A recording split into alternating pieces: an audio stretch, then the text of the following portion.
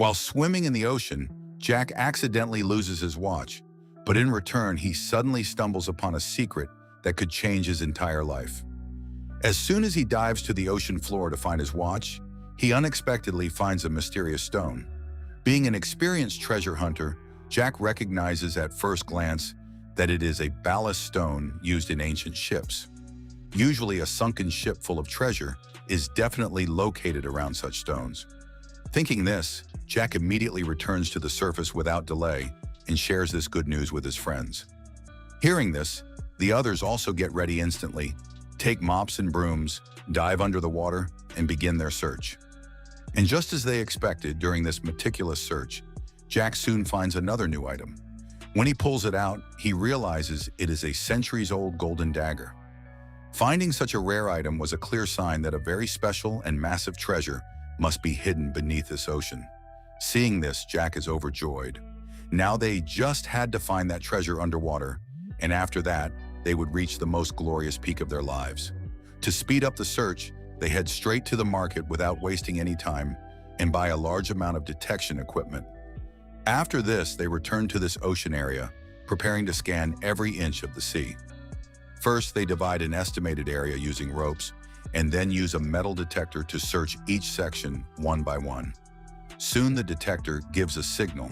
To find out what is there, they immediately use a blower to blow away the top layer of sand. The very next moment, a thick iron chain appears before their eyes. They understand that something massive must be hidden beneath it, so they increase the blower's power. As the surrounding sand is blown away, the massive object hidden underneath is finally revealed. It was a centuries-old Italian cannon. They knew this ancient artifact would be highly valuable, so to take it out of there, they tie ropes to both sides of the cannon and start filling the attached airbags with air so that the water's pressure, buoyancy, can lift this heavy cannon. With both of them applying force together, the heavy cannon slowly begins to rise.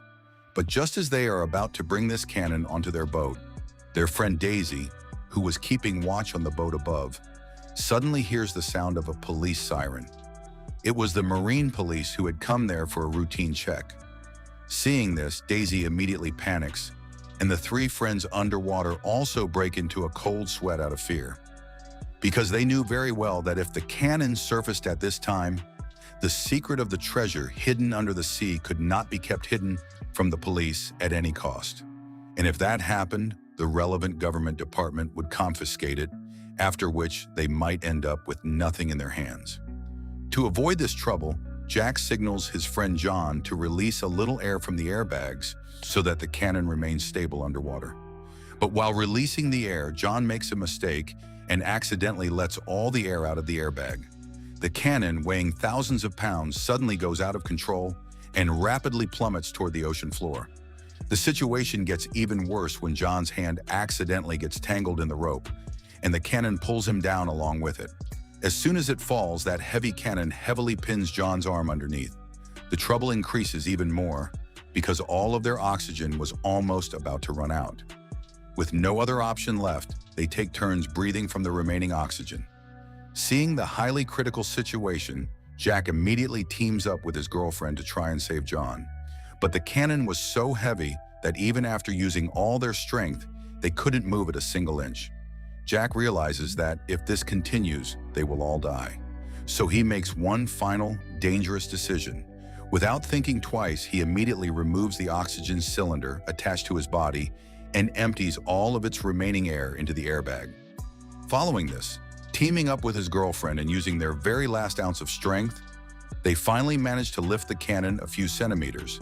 This way, John's life is miraculously saved. When the three of them return to the surface, they see that the Marine police have finished their check and left the area. But even after this accident, they do not give up, because finding that old cannon clearly meant that there was a high probability of a treasure-filled ancient ship being in this ocean. They did not want to lose this chance of becoming rich overnight at any cost. So as soon as the next morning arrives, they expand their search area and fully set out to find that treasure-filled ship. But suddenly, during the search, Jack spots some pieces of metal.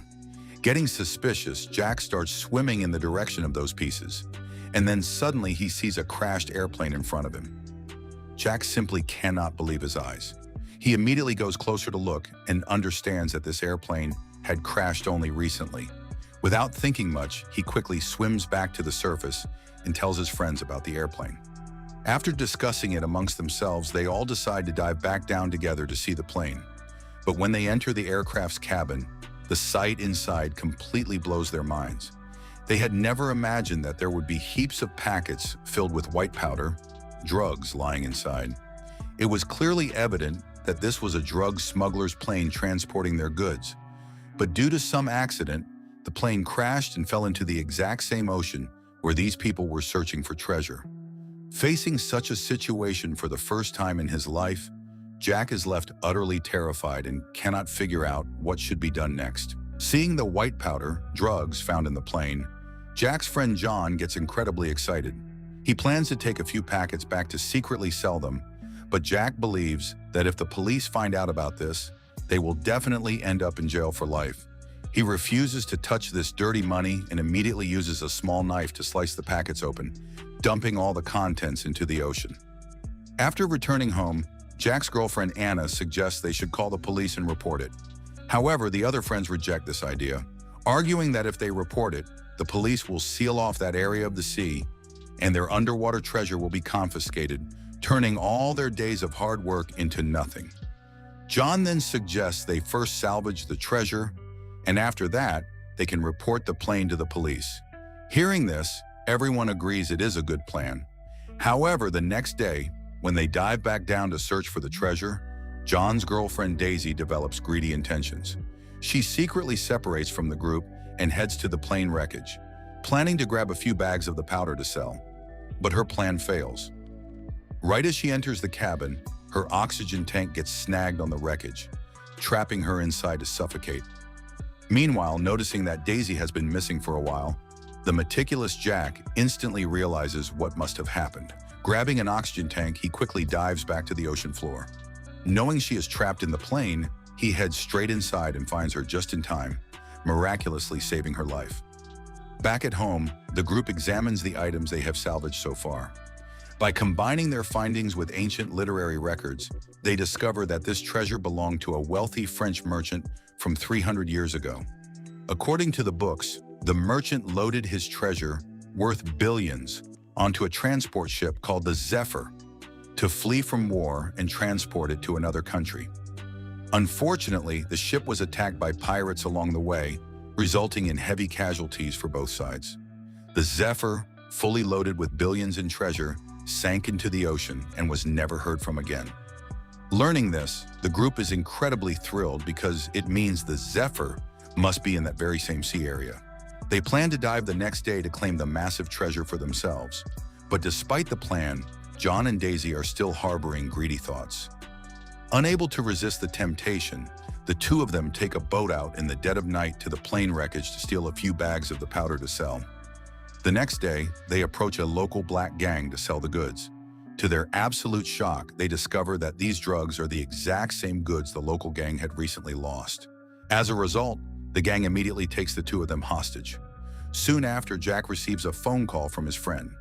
The gang boss demands Jack come see him on a large ship within an hour. Otherwise, he will send his two friends to their deaths. To ensure his friend's safety, Jack follows the instructions and meets the gang boss. The boss is straightforward, stating he doesn't want to hurt them. He just wants to recover his lost goods. He gives Jack an ultimatum: salvage all the powder from the sea within 12 hours, or his friends will be chopped into pieces. For the sake of his friends' lives, Jack has no choice but to reluctantly agree, prompting the boss to let them go temporarily. However, upon learning about this, Anna refuses to risk her life for the gang and decisively backs out of the operation. Left with no other choice to survive, the remaining three bite the bullet and dive back into the sea to salvage the goods. While working underwater, they accidentally stumble right into the ancient sunken ship filled with treasure.